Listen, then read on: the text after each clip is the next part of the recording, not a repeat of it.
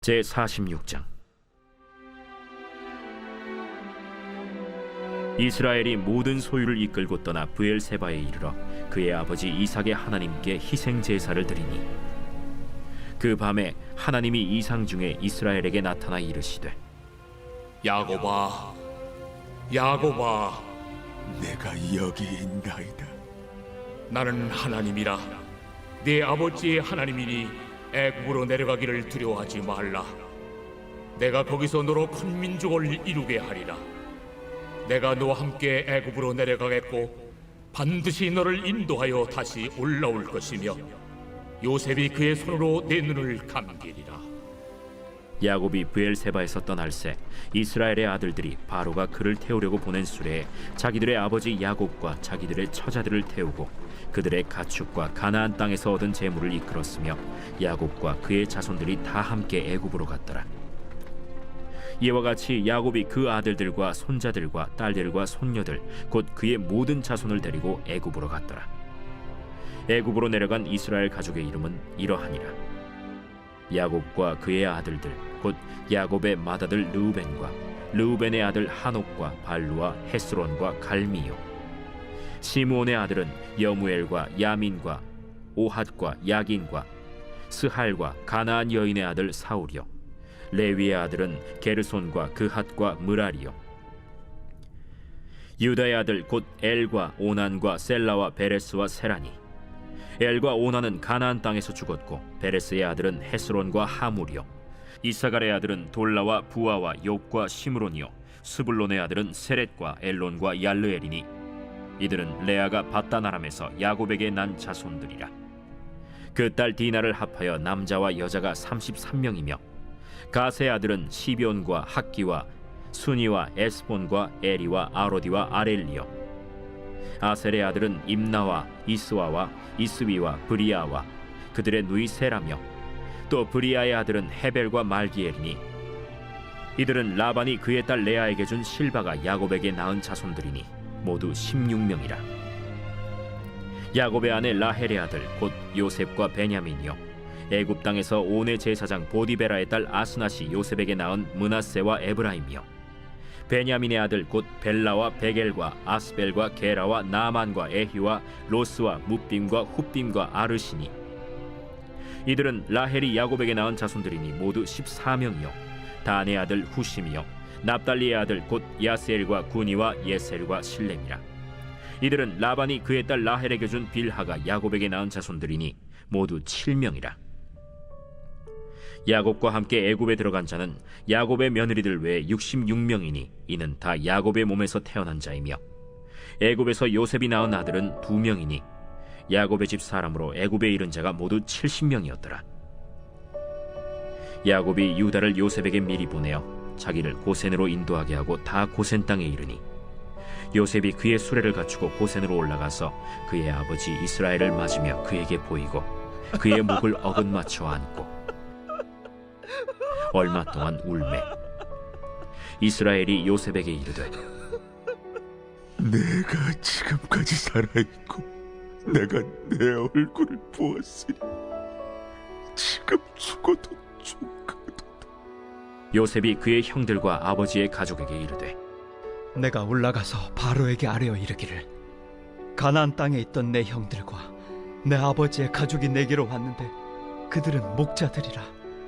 목축하는 사람들이므로 그들의 양과 소와 모든 소유를 이끌고 왔나이다 하리니 바로가 당신들을 불러서 너희의 직업이 무엇이냐 묻거든 당신들은 이르기를 주의 종들은 어렸을 때부터 지금까지 목축하는 자들이온데 우리와 우리 선조가 다 그러하니이다 하소서.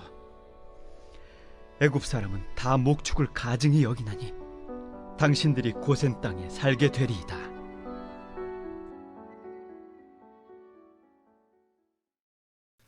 오늘도 이 새벽에 주님의 보좌 앞으로 나오신 성도님들에게 하나님의 은혜와 평강이 함께 하시기를 축원드립니다. 오늘 창세기 46장 함께 살펴보겠습니다. 창세기 37장부터 야곱의 아들들에 대한 이야기가 진행이 되었습니다. 형들의 시기와 질투로 요셉은 애굽으로 팔려가게 되었죠. 보디발의 집에서 요셉은 충성스럽게 자기 일을 감당함으로 가정의 총무가 되었습니다.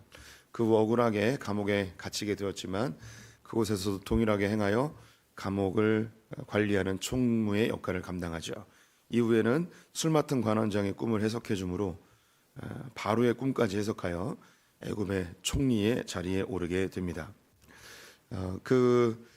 꿈의 내용은 7년의 풍년과 7년의 흉년이었는데요. 7년의 풍년 기간 동안 양식의 5분의 1을 잘 저장하여 흉년의 때를 잘 준비하였습니다. 흉년을 맞이하게 되자 각국의 사람들이 애굽으로 몰려와 양식을 얻게 됩니다. 그 과정 속에 자신을 팔았던 형들을 만나게 되고 요셉은 하나님께서 주신 꿈이 기억나 형들뿐만 아니라 온 가족이 자기 앞에 절할 것을 소망하게 됩니다. 이 과정에 베냐민이 존재하지 않는 것을 보고 베냐민이 혹시 죽지 않았는가 확인의 작업이 필요하였습니다. 그래서 시몬을 감옥에 가두고 형들로 베냐민을 데리고 오게 하였죠. 그 과정이 결코 쉽지는 않았지만 야곱이 아들이 죽으면 죽으리라 하며 보내게 됩니다.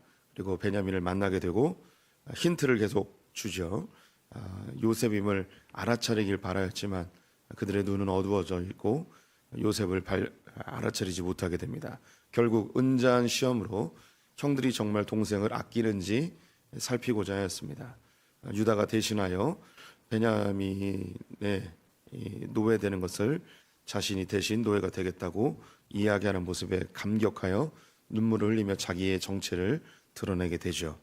어제 본 것이 그 정체를 드러낸 것, 이것이 끝이 아니었고 이 요셉은 자기가 누구인지 분명히 알고 있었고 또 이 정체성 속에서 사명도 고백하게 됩니다.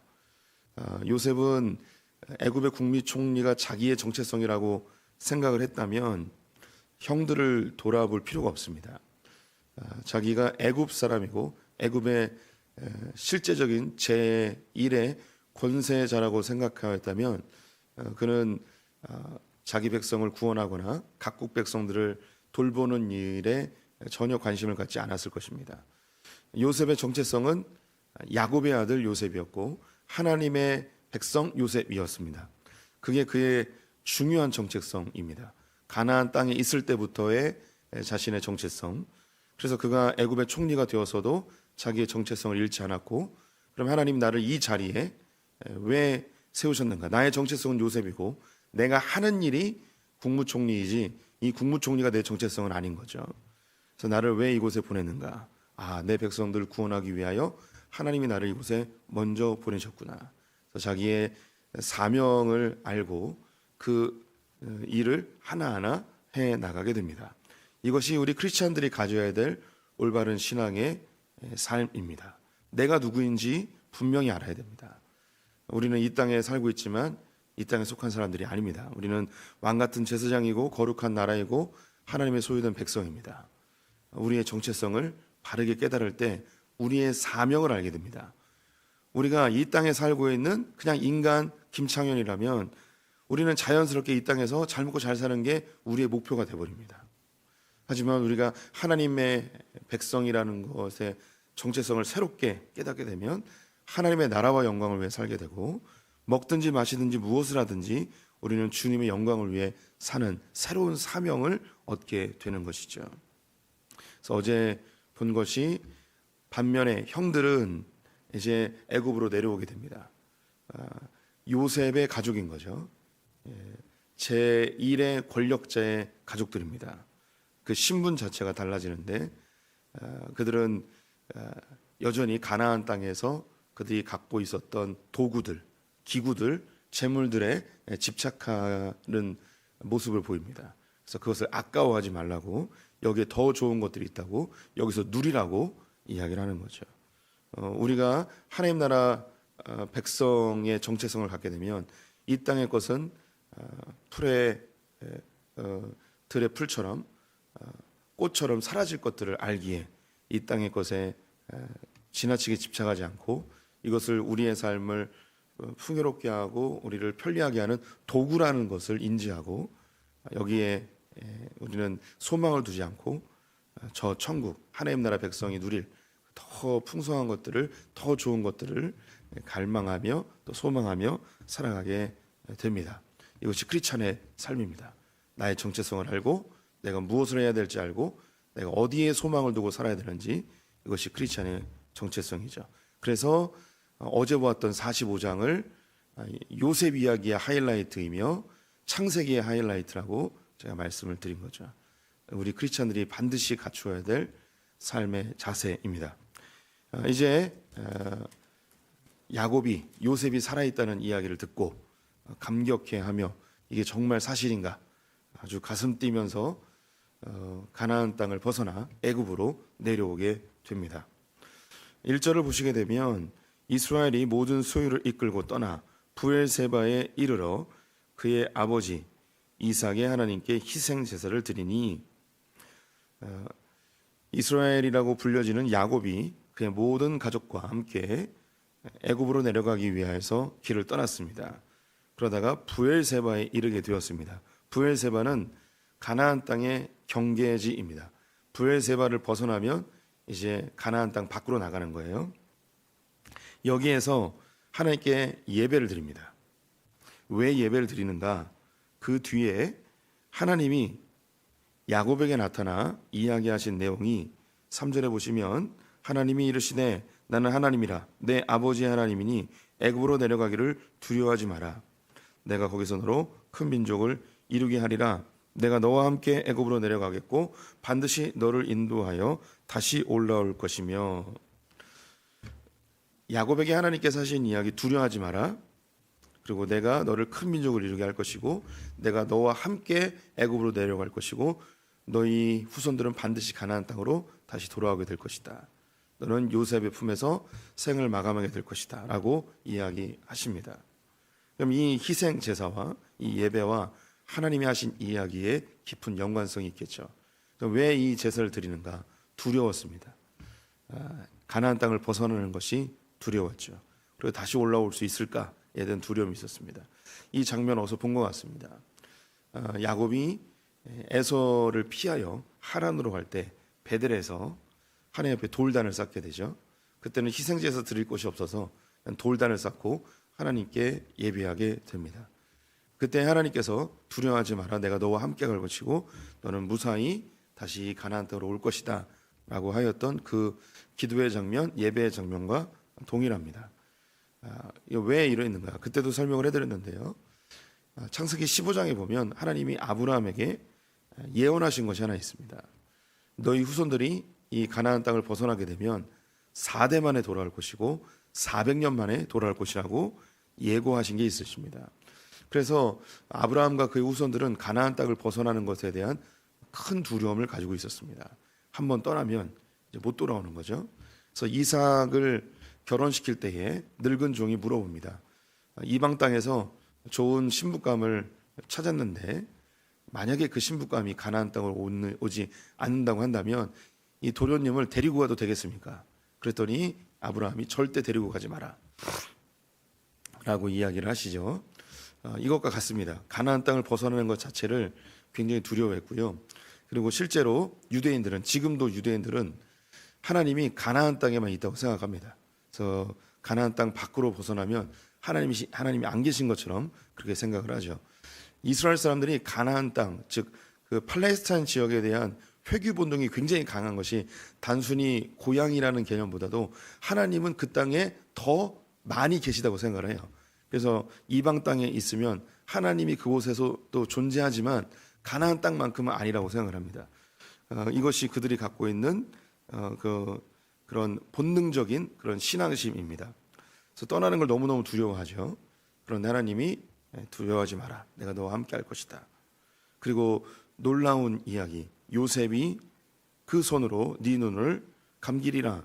요셉의 이야기를 해주세요. 하나님이. 이게 참 웃깁니다. 지금 요셉이 사라지고 나서 정확하게 연수는 22년이 지났습니다. 22년이 지났는데 그 22년 동안 하나님이 요셉 살아있는 거 아셨잖아요. 그런데 야곱에게 요셉 이야기를 한 번도 안 해주십니다. 요셉이 살아있으니까 걱정하지 마라. 요셉이 애굽에서 잘 살고 있으니까 걱정하지 마라. 이렇게 이야기도 해주실 만한데 얘기를 안 해주세요. 야곱이 기도 안 했을까요?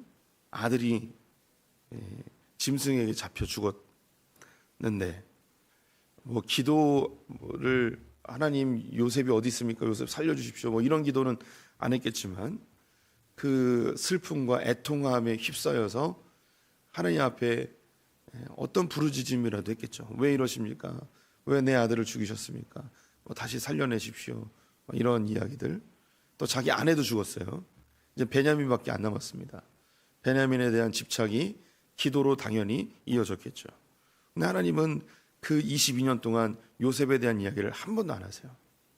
마치 숨어 계시듯이 어쩌면 야곱이 그 고통스럽게 지내는 모습을 마치 즐기시듯이 주님은 비밀을 다 아는데 그 비밀을 조금만 알려줘도 야곱이 그렇게 고통스럽게 살지 않았을 텐데 그 요셉으로 인해서 그 가정에서 일어난 그런 여러 가지 시련들, 형제들 사이에서 죄책감, 아버지의 고통을 보면서 자녀들이 느껴야 될 그 마음의 안쓰러움, 뭐 이 모든 것들을 다 겪게 하십니다.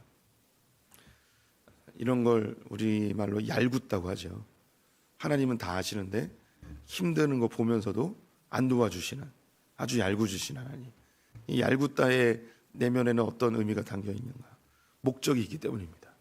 목적이 있어서 놔두신 거죠. 안 알려주시는 거예요. 안 도와주신 거죠. 아브라함이 아들을 낳기 위해서 25년 동안 기도하였고 그 사이에 하나님 분명히 하실 수 있어요. 그런데 하지 않으셨어요. 이삭 역시 20년 동안 자녀가 없었는데 이삭이 기도하기 전까지 아무 조치도 하지 않으세요. 야곱이 요셉을 잃고서 22년 동안 애통의 세월을 보내지만 하나님이 그 사이에 아무것도 안 알려주십니다.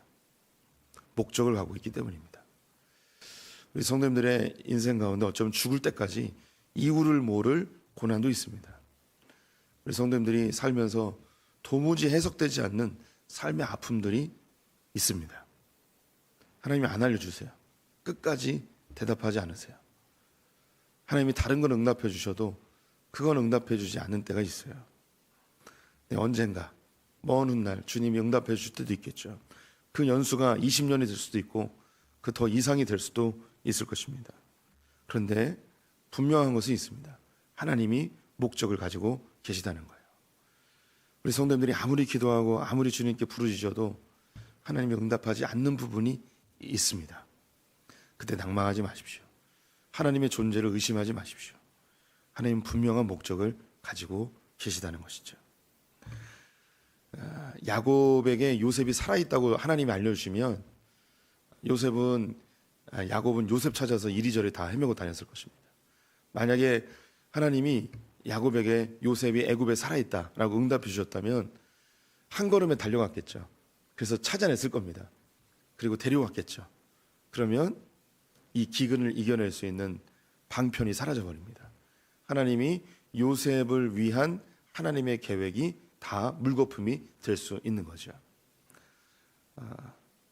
때로는 하나님의 큰 목적을 위해서 우리에게 하나님의 계획을 숨기실 때가 있습니다. 잠잠하실 때가 있죠. 그때 두려워하지 마십시오. 하나님은 하나님의 일을 실수 없이 진행해 나가신다는 것이죠. 이렇게 브엘사바에서 하나님이 애굽으로 가도 된다는 이야기를 듣고 떠납니다. 그 떠날 때 숫자가 70명이었습니다. 11명의 아들들과 그리고 그의 딸 디나 후손들까지 70명인데요. 이 70이라는 숫자를 굳이 맞췄습니다. 며느리들은 속하지 아니하였고요. 굳이 70으로 맞힌 이유는 하나님께서 그 가나안 땅에서 야곱의 자녀들을 충만하게 70이라는 완전 숫자로 충만하게 세우셨고 가장 적절한 때에 가장 완벽한 때에 하나님이 애굽으로 보내셨다는 그런 메시지입니다. 하나님이 완벽하게 준비시키셔서 애굽으로 보내신 것이죠. 그리고 그 이후에 출애굽 때에는 그 70명의 사람들이 장정만 60만 명이 되어서 나오게 됩니다. 애굽에서 번성하여서 나오게 되는 거죠. 그들은 고센 땅을 얻게 됩니다. 요셉이 형제들에게 바로가 너희들의 직업이 뭐냐라고 묻는다면 목축업이라고 이야기하십시오라고 이야기합니다. 그들은 거짓말은 한 게 아니죠. 목축업 맞습니다. 근데 그것을 강조케 하였어요. 왜냐하면 애굽 사람들은 목축업을 가증히 여겼기 때문입니다. 그들은 나일강의 힘을 이용하여서 농업을 주업으로 하였습니다. 그래서 목축이나 혹은 다른 어업이나 이런 것들을 좀 낮게 평가하였습니다. 그래서 그들이 애굽 사람들과 함께 하지 못하는 고센 땅으로 보내는데요. 고센 땅은 전 세계에서 가장 비옥한 나일강 삼각주입니다. 근데 이 땅에서는 그 당시 애굽 사람들이 살지 않았어요. 왜냐하면 이곳이 정기적으로 범람을 합니다. 나일강 하류에 있다 보니까 홍수가 일어나면 그 땅이 늘 범람이 됐습니다. 그래서 애굽 사람들이 그 땅에서는 사는 것을 별로 좋아하지 않았습니다. 그런데 버려진 땅이죠. 버려진 땅이지만 지금은 가장 곡창지대이기도 합니다. 그 땅을에서 살도록 하였습니다. 그러면 그 이후에 이제 이스라엘 사람들은 관계 수로나 이런 것들을 발달시켜서 그 땅을 잘 활용하게 되는 거죠. 그래서 이 이스라엘이 이제 애굽이 고왕조, 중왕조, 신왕조 이렇게 나눠지는데 이 중왕조 때와 신왕조 때에 그 나일강 하류의 관계 수로가 잘 정비가 되어서 아주 풍요로운 그런 그 농업의 발전을 일으킨 것을 역사적으로도 볼 수 있습니다. 이 땅에서 이제 살게 되는데 이 땅에서 하나님 특별히 살게 하신 목적도 있습니다. 이 요셉이 추구한 방향이 있는 건데요. 애굽 사람들과 분리되어져서 이 종교적인 영향을 덜 받도록 하신 목적이 있죠. 이 하나님께서 이 이스라엘 백성들을 애굽으로 가게 하셔서 풍성케 하십니다. 이것은 하나님이 자주 사용하시는 방법입니다. 아브라함이 가나안 땅에 기근이 들자 애굽으로 도망하게 되죠. 이곳에서 사라를 빼앗길 뻔하였지만 이 애굽에서 나올 때에 그는 큰 재물과 그리고 가축과 심지어 여종까지 얻어서 나오게 됩니다. 아브라함이 애굽에 갔을 때에 큰 재물을 가지고 돌아옵니다. 이삭도 그랄 땅으로 피신하였다가 그곳에서 또 많은 재물을 가지고 돌아오게 됩니다. 그리고 오늘 이스라엘 백성들이 애굽 땅에 가서 번성케 되어져 그들이 가나안 땅으로 돌아오게 되죠. 또 이스라엘 남유다가 바벨론에 멸망하였을 때에 바벨론으로 포로로 끌려가게 됩니다. 이 포로로 끌려가서 그들은 바벨론의 선진 문물들을 가지고 가나안 땅으로 다시 돌아와 그들은 스룹바벨 성전을 세우고 이스라엘을 재건하게 되어지죠. 이것은 또 예수님이 헤롯에 의하여서 죽임을 당할 뻔하였는데 베들레헴에 있는 2세 미만의 아이들을 다 죽이라고 했죠. 그때 천사의 인도함을 받아 애굽으로 피신하게 됩니다. 애굽에서 예수님은 그 유아기를 지내며 그의 생명이 보존되어져서 다시 가나안 땅으로 들어오게 되죠. 하나님은 자기 백성들을 세상 하나님이 없는 곳으로 보내버립니다. 세상으로 들어가게 하시죠. 그리고 그 세상에서 성장하여 다시 하나님께로 돌아오게 하는 그런 방편들을 사용하십니다. 이것은 교회도 마찬가지입니다. 교회를 이 세상에서 건져내셔서 하나님 백성들만 잘 먹고 잘 살게 하면 좋을 텐데 그렇게 하지 않으십니다. 교회를 세상으로 들어가게 합니다. 그래서 교회는 반드시 세상 속에서 살게 하십니다. 이 세상 속에 있다 보니 이 교회가 핍박을 당하기도 하고 조롱을 당하기도 하고 세상 사람들로부터 공격을 당하기도 합니다. 그런데 이곳에 머물게 하십니다. 그래서 이곳에서 살 때에 교회가 풍성하게 됩니다. 하나님 쓰시는 방법이에요. 중요한 이유가 있는데요. 세상에 있어야지 죄가 무엇인지 압니다. 죄가 무엇인지 안다는 것은 거룩함이 더 빛나게 됩니다. 하나님은 이 빛을 세상의 어둠으로 들어가게 하십니다. 어둠을 할 때 빛이 더 영롱해지게 되어 있습니다. 하나님은 이 교회로 거룩한 풍성함, 이 땅에서 어둠 속에서 빛의 풍성함을 더 알게 하십니다. 교회의 풍성함은 돈이 많아지거나 부유해지는 것이 아니고 하나님을 더 잘 아는 것이 풍성함이죠. 그래서 우리는 세상 속에서 때로는 힘들고 세상의 조롱과 공격을 당할 수도 있지만 이 세상 속에서 교회는 더 영롱해지게 되어 있습니다. 초대교회가 로마 속에 들어가게 되었습니다. 로마에서 엄청난 핍박과 박해와 순교를 경험하게 되죠. 그런데 그 박해와 순교 속에서 교회는 더 영롱해지고 더 아름다워졌습니다. 그런데 콘스탄틴 대제에 의해서 기독교가 자유롭게 되고 공인이 된 이후 로마는 기독교 국가가 되었습니다. 그런데 안타까운 것은 100년이 채 되지 않아 로마의 기독교는 완벽하게 타락하게 되었고 하나님은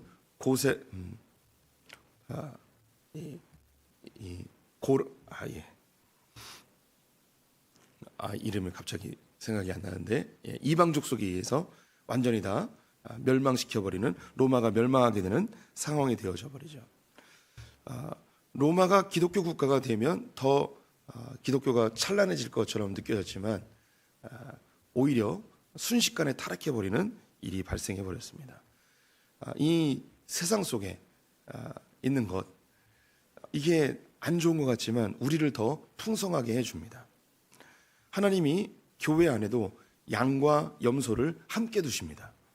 그래서 이 염소들을 통하여서 양들이 오히려 풍성해집니다. 오히려 더 견고해집니다. 알구와 쭉정이를 함께 두십니다. 그래서 이 알곡들이 더 영롱해지는 하나님의 방법이 있습니다. 그래서 우리 성도님들이 이 세상에서 내가 좀 벗어나서 주님만 그 산속에서 섬겼으면 좋겠다, 이런 생각을 옳지 않으십니다. 더 우리는 타락하게 됩니다. 이 죄악들이 이 세상이 우리를 보호해 줍니다. 이 세상이 우리를 더 풍성하게 해줍니다. 때로는 교회 생활 하다 보면 나를 힘들게 하는 그런 염소 같은 그런 성도가 있을 수 있습니다. 저 사람만 없으면 교회 생활 너무너무 행복하고 즐겁고 편안하게 할 것 같은데 저 사람이 있어가지고 이게 힘들단 말이야, 뭐 이런 생각이 들 때가 있습니다. 그런데 그 사람이 있어서 내 신앙이 더 견고해지고 더 영롱해진다는 사실을 기억해 주셔야 합니다. 우리의 인생에 하나님의 손길은요, 하나도 실수가 없으십니다. 대답을 안 하실 때도 주님의 목적이 있어요. 우리를 때로는 세상 속으로 던지시고 고난 가운데 던지실 때도 하나님의 분명한 목적이 있습니다. 그래서 하나님은 신뢰할 만한 분이고 실수가 없으신 분이고 우리의 가장 좋은 친구이며 가장 좋은 아버지이십니다. 그 하나님을 신뢰하는 우리 소풍의 성도들 되시기를 축원드립니다. 기도하겠습니다. 하나님, 야곱에게 요셉 이야기를 22년 동안 숨기신 하나님을 발견하게 됩니다. 또한 이스라엘 백성들을 하나님을 전혀 알지 못하는 애굽으로 보내셔서 풍성케 하시는 하나님의 놀라운 손길도 오늘 이 새벽에 발견하게 됩니다. 이 하나님이 동일한 우리의 하나님이기에 우리의 삶에 응답 없으심도 하나님의 또 다른 축복의 방편임을 신뢰합니다. 또한 우리를 고난으로 던지시고 세상으로 던지심도 우리를 견고하게 하고 풍성하게 하시는 하나님의 방편인 줄 믿습니다. 하나님을 불평하거나 하나님을 오해하지 않는 소풍의 성도들 되게 하여 주시옵소서. 주님을 더욱 신뢰하여 주님이 목적하신 대로 그 풍성함을 누리는 자들 다 되게 하여 주시옵소서. 오늘 하루 주님께 의탁드리며 예수님의 이름으로 기도드렸습니다. 아멘.